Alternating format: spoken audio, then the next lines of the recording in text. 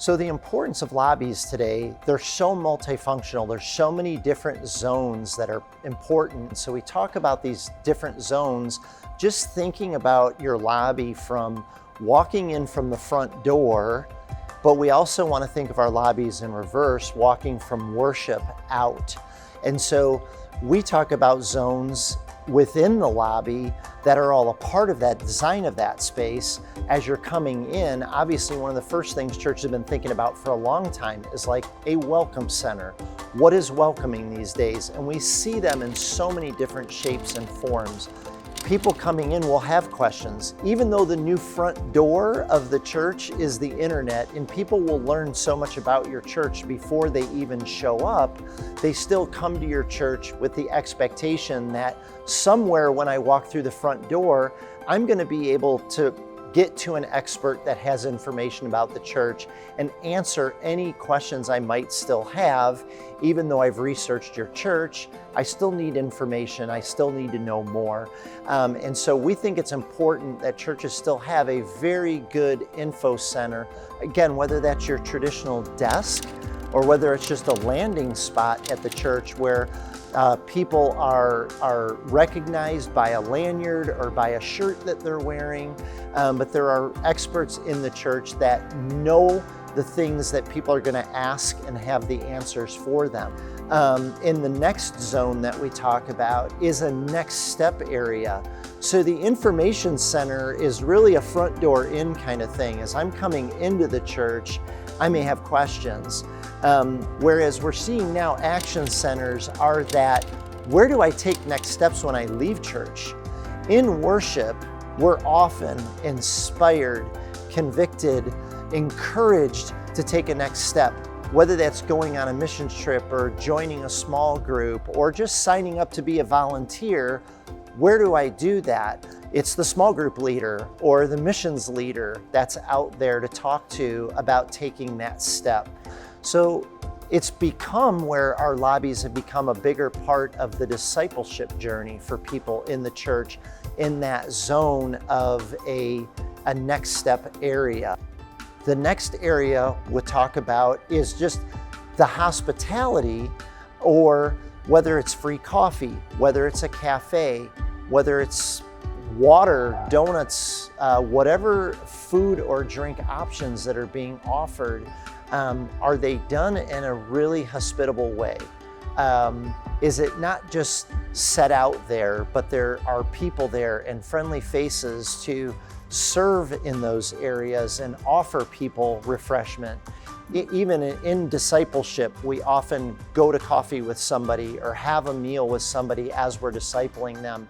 So the hospitality area is both that front door in and that back door out. So we're using our hospitality areas, our coffee bars and our cafes, to be super welcoming to new people coming in.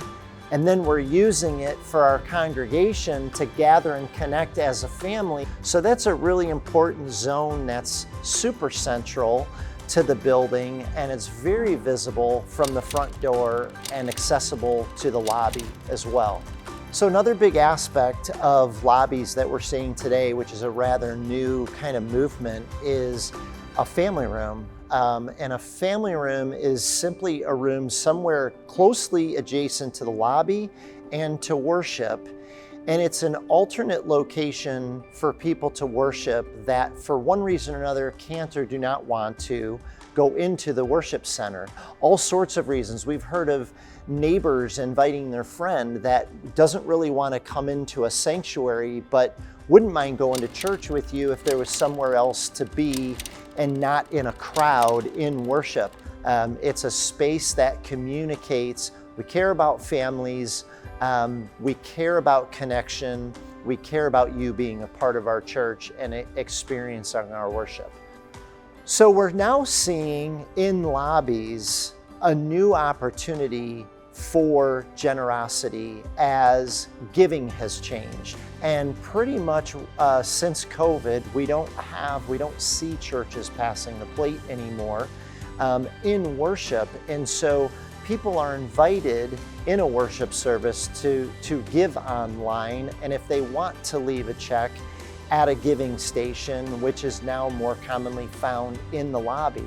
Also, we're inviting people to be generous and to engage in a generosity initiative or engage in the life of what's happening at the church. So I think an additional consideration in thinking about lobbies and thinking about welcoming people and being hospitable is how we think about the outdoors.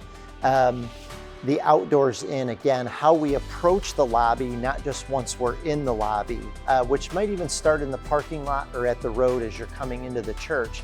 So I think churches are becoming much more aware of how people view them in the community, not just their sign, not just their building, but their landscaping, their walks, their signage on the outside.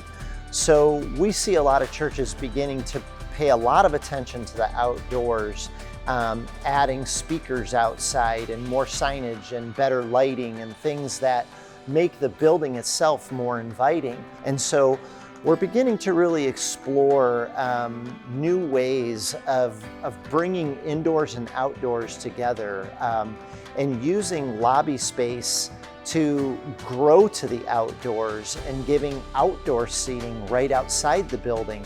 And I think we have a great opportunity with design these days to let people see fellowship happening in the building, having lots of glass on the outside of the building. So as people approach, they already see what's going on the inside before they get there. And those cues on the outside of having furniture, nice landscaping, a patio that's really inviting, gives people real cues of what they can expect when they get inside the building. So actually beginning to lower again that anxiety that people experience visiting a church for the first time, lowering that anxiety by the hospitality, the friendliness and warmth of what's on the outside before they walk through the front doors.